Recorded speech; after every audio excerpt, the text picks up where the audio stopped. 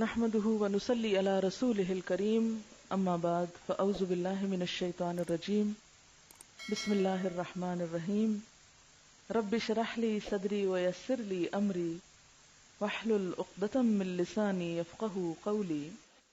دن اللہ نے کام کے لیے بنایا ہے، اور خاص طور پر جب سورج نکل آتا ہے اور اس کی ریز اٹھتی ہیں تو انسان اس وقت جب سونے کی کوشش کرتا ہے تو فطرت کے خلاف لڑ رہا ہوتا ہے۔ جب وہ فطرت کے خلاف جاتا ہے تو اس کا نتیجہ اس کے دل، دماغ، صحت، ہر چیز کے اوپر پڑتا ہے، اس کے رنگ، اس کی شکل، اس کی پوری ایکٹیویٹی پر۔ صبح کے وقت میں خاص طور پر اللہ تعالیٰ نے برکت ڈالی۔ نبی صلی اللہ علیہ وسلم نے ان لوگوں کے لیے دعا کی ہے کہ جو صبح کے وقت جاگیں۔ آپ صلی اللہ علیہ وسلم نے فرمایا اللہم بارک لامتی فی بکورہا، اے اللہ میری امت کی صبح میں برکت ڈال دے۔ نبی صلی اللہ علیہ وسلم کبھی کبھی دن کو استراحت کرتے، جس کے بارے میں قیلولہ کا لفظ آتا ہے۔ وَمِنْ آیَاتِهِ مَنَامُكُمْ بِاللَّيْلِ وَالنَّهَارِ، اور اس کی نشانیوں میں سے تمہارا سونا رات اور دن کے وقت۔ رات کو سونا تو سونا ہے اور دن کا سونا قیلولہ ہے۔ یہ صبح کا سونا مراد نہیں ہے جس کے ہم سب عادی ہیں۔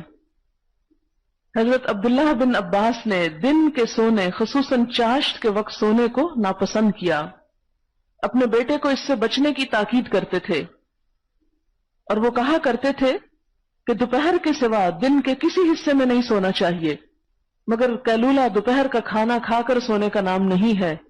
قیلولہ دوپہر کے مجرد آرام کا نام ہے، اور آپ صلی اللہ علیہ وسلم کا قیلولہ کئی گھنٹوں پہ مشتمل نہیں ہوتا تھا، چند منٹوں پر مشتمل ہوتا تھا، کیونکہ عموماً قیلولہ جب کیا جاتا ہے تو پھر عصر کی نماز کو بھی تاخیر کر دی جاتی اور اگلا کام متاثر ہو جاتا ہے، تو یہ چیز ناپسندیدہ ہے۔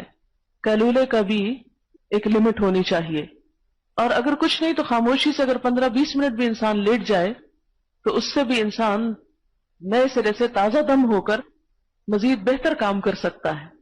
لیکن یہ خاص طور پر ہمارے گرم ممالک کی ضرورت ہے کہ دوپہر کی گرمی سے بچنے کے لیے انسان اپنے گھونسلے میں دبک جائے اور تھوڑی دیر قیلولہ کرے۔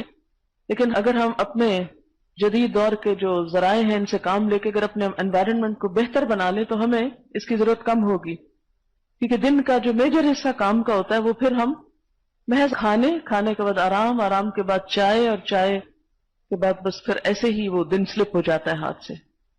آپ صلی اللہ علیہ وسلم نے کھانا کھاتے ہی سونے سے منع فرمایا ہے، یعنی فوراً کھانا کھا کے لیٹنے سے منع فرمایا ہے، فرمایا کہ یہ دل میں قساوت اور سختی پیدا کرتا ہے، یعنی غفلت پیدا ہوتی ہے اس سے، دل میں اس سے بیماریاں بھی پیدا ہوتی ہیں۔ اگر ہمارے کھانے اور نیند کے انداز درست ہو جائیں تو ہمارے کام کرنے کی رفتار کئی گنا زیادہ بڑھ جائے۔